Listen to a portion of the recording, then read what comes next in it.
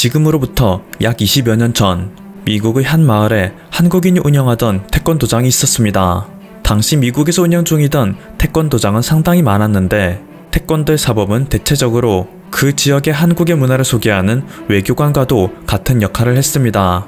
그리고 이 도장에 꾸준히 출석하며 한국의 문화와 언어에 홀딱 반한 한 소녀가 있었습니다.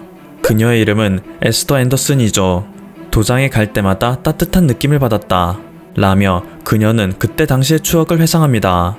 심지어 그녀의 언니는 당시 그녀가 다니던 태권도 사범과 눈이 맞아 결혼에 꼴이 나기까지도 했다 하는데요. 안 그래도 한국에 대한 관심이 많던 그녀였는데 한국인 형부가 생기게 되었으니 그때부터 한국에 가고 싶다는 앤더슨의 마음은 더욱 커져만 갔죠. 시간이 흘러 그녀는 미 공군사관학교인 에어포스 아카데미를 입학하게 됩니다. 하늘을 멋지게 가르는 전투기를 몰며 조국인 미국을 지키고 싶다는 꿈이 있었기 때문입니다. 공사를 졸업하고 나서는 워싱턴 대학교에서 항공공학 석사 학위를 받아내 꿈에 더욱 가까워졌죠. 그리고 이후 그녀는 미 해군 시험 조종사 학교에 입학하여 실제로 F-16 전투기를 모는 조종사가 되었습니다. 미군에서 운용하는 다양한 전투기를 시험하는 미 공군 비행시험 기술사가 된 것인데 마치 평생의 꿈을 다 이룬 것처럼 기쁨을 누렸죠. 그런데 어느 날 그녀에게 하나의 기회가 찾아오게 됩니다. 당시 미 공군은 소령으로 복무 중이던 그녀에게 해외로 연수를 보내주어 리더십을 개발하는 프로그램 옴스테드 장학재단에 참여할 기회를 제안한 것인데요. 그녀는 유럽에 있는 뛰어난 학교에 무료로 입학할 수 있는 기회가 생겼음에도 불구하고 수십 개의 국가 중 망설임 없이 한국을 택하는 결정을 내렸습니다. 미국과 한국은 군사적으로 가까운 동맹이자 전략적으로도 중요한 사이입니다. 미국과 한국이 전략적으로 중요한 관계인 만큼 미래에는 한국군과 더욱 가깝게 일하게 될 것이라 생각합니다. 한국이 기술 선진국인 것 또한 선택의 주요한 원인입니다. 삼성을 비롯한 다양한 글로벌 기업들이 전 세계에서 최첨단 기술 혁신을 이끌고 있죠.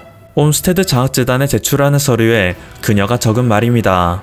비행시험 기술사라는 직업은 개발 중인 비행체의 비행시험에 대한 계획, 계측, 분석 업무 등을 수행하고 시험 중인 비행체에 동승해 개발 장비의 성능을 확인하는 직업입니다. 때문에 최신 기술의 동향에 대해 누구보다 빨리 파악하고 있어야 했기에 이러한 그녀의 포부는 옴스테드 장학재단에서도 받아들여졌고 그녀는 결국 장학재단의 지원을 받아 한국에 올 수 있었습니다. 물론 이것은 전부 그녀가 과거 태권도에 대한 열정으로 한국에 큰 관심을 갖게 되었기 때문에 생긴 결과였습니다. 또한 앤더슨 소령의 남편 또한 미 공군의 파일럿인데 현재 주한미군으로서 한국에서 복무를 하고 있기에 한국에 가고 싶다는 그녀의 열망은 더욱 컸었죠. 그렇게 그녀가 입학한 곳은 대한민국 최고의 대학 서울대학교의 MBA였습니다. 군인인 그녀가 경영대학원을 택한 이유는 명확했습니다. 그녀는 서양 국가와 한국이 어떻게 관계를 맺는지 알고 싶었습니다. 한국이 비즈니스를 통해서 어떻게 세계 시장을 보는지 궁금했기에 한국의 시각에서 세계를 보려면 한국의 대학원에서 공부를 하는 게 맞다 판단한 것입니다. 태권도 역시 한국의 전통 문화 중 일부입니다. 한국의 도전적인 태권도 사범들은 오래전부터 미국에 진출하여 황무지 같았던 시장에 문화의 씨앗을 뿌렸죠. 그리고 그때의 성과가 지금 서서히 드러나기 시작하며 에스더 앤더슨 소령과 같은 선례가 나오는 것일 겁니다. 최근 전해진 소식에 따르면 한국의 태권도는 유럽에서도 영향력이 증대되고 있습니다. 유럽올림픽위원회는 2023년부터 태권도를 유러피언 게임의 정식 종목으로 택하겠다 발표했습니다.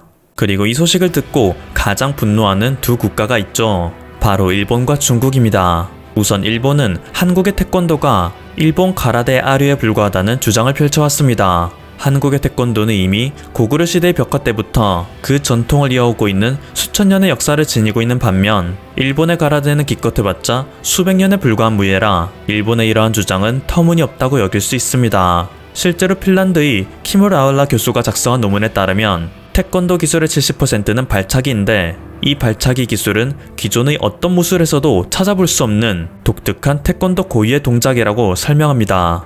반면 1980년대 이후 등장한 일본 쇼토칸 가라데의 발차기에는 찍기, 뒤차기 등의 동작이 나오는데 그것은 태권도의 동작을 그대로 닮아 형성되었죠. 일본의 논리대로 말한다면 오히려 가라데가 태권도의 아류라고 주장할 수 있는 반증인 것입니다. 심지어 가라데는 원래 현재의 오키나와, 과거의 류큐 왕국이 일본의 사무라이에 대항하기 위해 만든 무예인데 일본이 그것을 강제로 빼앗은 것에 불과합니다. 일본에 대항하기 위해 만든 일본의 전통 무술. 이 말도 안 되는 명제 하나만으로 일본의 억지 주장은 모두 반박될 수 있습니다. 하지만 일본은 도쿄올림픽에 가라데를 추가함으로써 또다시 태권도의 지위를 넘보려는 행보를 보였습니다. 그들의 계획은 다음과 같았습니다.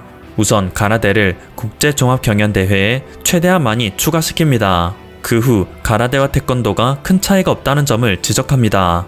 그리고 태권도는 가라데의 영향을 받았다는 주장을 하며 각종 공식 대회에서 태권도라는 종목을 퇴출시키는 것이죠. 일본이 그동안 한국의 무언가를 빼앗고 싶을 때 해왔던 전략과 정확히 일치하는 행보였습니다. 그런데 사건은 그들이 예상했던 것과 전혀 다른 방향으로 펼쳐졌습니다. 2024년 올림픽을 개최할 예정인 파리올림픽에서는 일본이 임의로 추가했던 가라데를 제외시킨 것인데요. 일본이 태권도의 퇴출을 바라며 택했던 전략은 역으로 가라데를 매장시키는 데 적용되고 말았습니다. 여러 역사적 사례를 볼 때 태권도는 수천 년의 역사를 갖고 있고 일본의 가라데는 그것의 영향을 받은 것이 명확해 보인다. 또한 태권도는 이미 전세계 1억 명의 인구가 수련 중인 무예이고 오랜 기간 동안 올림픽에서 공식 종목으로 택하고 있는데 이것의 아류인 가라데를 굳이 포함할 필요가 있나? 자신들의 꾀에 역으로 당한 일본인들은 이 소식을 듣고 인터넷상에서 분노의 키보드질을 해대고 있습니다. 다음은 중국입니다. 얼마 전 유네스코에서는 중국이 단독으로 신청한 태극권을 유네스코 인류 무형유산으로 등재시켰습니다. 장추평 국제무술연맹 사무총장은 이 결과에 대해 태극권은 국제무술연맹이 세계적으로 보급하려 하는 중요한 무술경기 종목 중의 하나라며 이번 성과에 대해 높이 평가했습니다. 그러고는 향후 태극권이 올림픽 공식 경기 종목으로 채택될 수 있도록 노력하겠다는 포부를 밝혔는데요. 이 소식을 들은 중국의 네티즌들은 환호의 함성이 아닌 분노의 목소리를 내고 있습니다. 이제 태극권이 유네스코 무형유산으로 등재되었으면 태극권의 아류인 태권도는 올림픽 공식 종목에서 퇴출되어야 하는 게 아닌가? 국제올림픽위원회는 지금 당장 태권도 대신 태극권을 경기 종목으로 넣어라. 중국인들이 태권도에 열등감을 갖고 있는 것은 우리가 생각하는 것보다 상당히 긴 역사를 갖고 있습니다. 대부분의 중국인들은 중국의 태극권이 전 세계 모든 무술의 뿌리라고 생각하고 있기 때문인데요. 우등량이라고 불리는 중국의 무술인 역시 중국의 전통 무술인 형이권, 팔괘권 등을 중심으로 중국 내에서는 독보적인 무공을 쌓은 무인으로 명성을 알리고 있기에 태권도에 대한 적개심을 꾸준히 드러내왔습니다. 내 눈에 태권도는 말 그대로 아무것도 아니다. 정식으로 태권도 유단자와 맞붙게 된다면 그때는 정말 본때를 보여주겠다. 라는 글을 그의 SNS에 심심찮게 올렸습니다. 그런데 이러한 그의 허풍을 지켜보던 단체가 있었습니다. 그곳에서는 실제로 우등량과 태권도 유단자의 경기 일정을 잡아버렸죠. 그리고 경기 당일 시합을 알리는 공이 울린 후 10초 만에 맞게 된 결과는 참혹했습니다. 태권도 유단자의 발차기를 몇 대 맞은 우등량은 맥없이 쓰러지고 말았습니다. 중국 최강의 무술의 참패를 알리는 무대였죠. 최근에 태권도가 중국에서 위용을 떨친 사례는 더 있습니다. 이 영상은 얼마 전 중국 SNS를 발칵 뒤집어버린 CCTV 영상인데요. 두 명의 남성이 테이블에 앉아 술을 마시다 서빙을 하는 여성에게 추파를 던지는 모습입니다. 한 남성이 여성의 팔을 끌어당겨 같이 앉아 술을 마시자며 강요를 하였죠. 그런데 이후 펼쳐진 광경은 놀라웠습니다. 이 여성은 남성의 팔을 뿌리치더니 이 남성을 순식간에 제압하여 바닥에 내팽개친 것입니다. 다양한 다른 남성은 이 여성을 힘으로 제압하려 했지만 그는 손끝 하나 여성에게 닿지도 못하였습니다. 남성은 분노를 주체하지 못해 의자를 집어 던졌는데 여성은 여유롭게 의자를 받더니 남성을 발로 걷어차버립니다. 연약해 보이는 여성이 건장한 남성 2명을 손쉽게 제압하는 영상에 중국의 네티즌들은 열광하였죠. 영상 속 그녀의 정체는 더욱 놀라웠습니다. 그녀는 단순한 서빙 알바가 아니라 이 식당의 사장이었는데 오랫동안 태권도를 수련한 유단자였던 것입니다.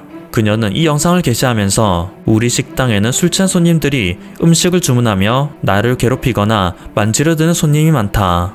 여성들은 이러한 술수에 속절없이 당하는 경우가 많은데 나처럼 자신을 지킬 수 있는 무술을 배우면 가녀린 여성들도 얼마든지 남성을 제압할 수 있을 것이다. 라는 말을 덧붙였습니다. 때문에 이 영상을 본 중국의 여성들은 중국의 전통 무술은 고리타분하게 느껴져 관심이 없었는데 한국의 태권도는 실전에서도 바로 적용이 가능한 것을 보니 나도 지금 당장 배우고 싶어졌다 라는 반응을 보였습니다. 실제로 최근 조사된 결과에 따르면 중국에는 이미 태권도 수련 인구가 5천만 명이나 되고 태권도장 한 개관에는 200에서 300명의 초등학생 수련생이 있을 정도로 중국 내 태권도의 인기는 날이 갈수록 절정을 찍는다고 하는데요. 중국의 전통무술 신봉자들이 왜 요즘 따라 태권도에 대한 열등감을 폭발시키는지 이해가 갑니다. 지금까지 퍼플튜브였습니다. 여러분의 구독과 좋아요 그리고 알림 설정은 콘텐츠 제작에 큰 힘이 됩니다. 감사합니다.